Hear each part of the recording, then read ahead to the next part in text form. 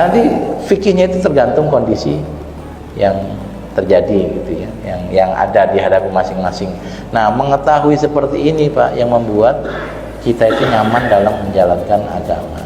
Tapi lagi-lagi saya bukan dalam rangka menyampaikan materi ke Bapak, karena wajah Bapak kan wajah wajah paham fikih ya. Tapi saya menyampaikan karena direkam ini, nanti mudah-mudahan yang menonton tuh punya opsi-opsi tadi itu. Sama kayak nanti ada ustadz di sini menjelaskan tentang pentingnya sholat jamaah. Kalau Bapak udah di masjid jamaah, nggak usah dinasehatin kan. Tapi karena direkam, mudah-mudahan yang mendengar di rumah bisa termotivasi seterusnya. Baik, itu bab masuk alal khuffain. Ada dua hal penting yang lewat di otak saya ketika membaca hadis ini. Pertama, bahwa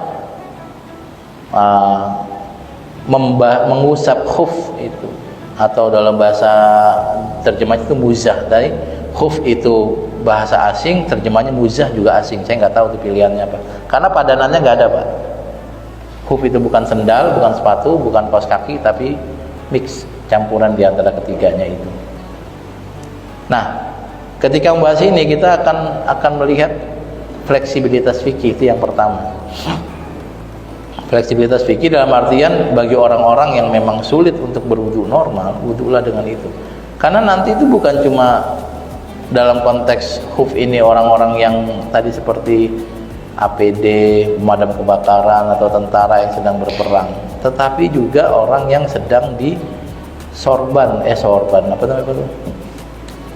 Misalnya dia tangannya luka gitu, dikasih perban, itu jadi opsi juga. Kalau orang tangannya diperban lalu berwudu gimana Pak? Apa disiram?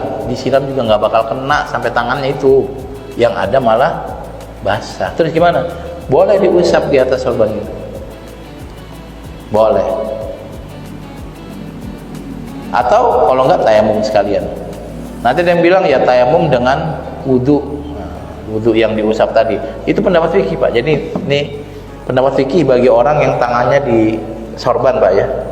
Ini Bapak ini karena wajah-wajah sehat jadi belum ini, tapi kalau Bapak nanti nengokin teman yang lagi di rumah sakit tuh banyak yang pakai sorban-sorban gitu, perban itu, pakai perban itu.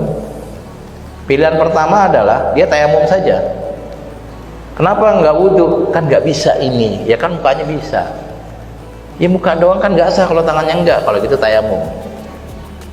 Pilihan yang kedua, dia wudu normal, tapi pas bagian perban cukup diusap dikit saja. Itu pendapat fikihnya dua-duanya ada. Yang ketiga juga ada nih Pak. Yang ketiga adalah dia wudu normal tapi tidak mengusap bagian tangan. Nah setelah wudu dia tayamum. Tayamumnya niat menggantikan tangan. Itu pendapat yang ketiga. Yang menarik, pendapat ketiga malah populer. Walaupun secara konstruksi fikih bagi saya itu paling lemah, tapi paling populer. Saya ulang lagi nih bagi yang punya perban-perbanan ya. Ini ada orang tangannya patah di gipsum ya, dikasih perban gitu. Pas wudu gimana? Yang pertama dia wudu normal, biur, lalu diusap bagian yang ada perban. Yang kedua nggak usah wudu, tayamum saja. Tayamum kan gampang.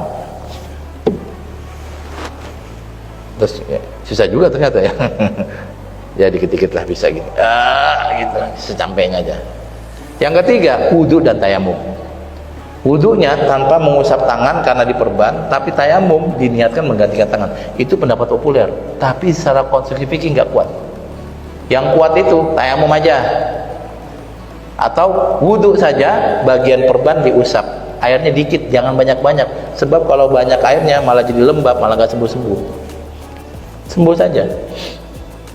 Itu pilihan. Lagi-lagi karena Bapak ini kondisi sehat, jadi nggak butuh fikih ini Pak. Jadi kalau Bapak nanti punya kenalan yang sedang sakit, butuh fikih itu. Butuh fikih itu. Mirip kayak saya pernah sowan ke guru saya bulan Ramadan, ternyata dia nggak puasa, dia lagi makan. Dia bilang apa? Saya gula darahnya lagi tinggi. Dokter bilang saya minum obat tuh per 4 jam sekali. Saya nggak tahu 4 atau 6 lupa saya. Tapi ada yang begitu, maka saya nggak puasa. Padahal fisiknya biasa aja gitu, nggak ada perban, nggak ada apa, tapi dokter yang nyuruh.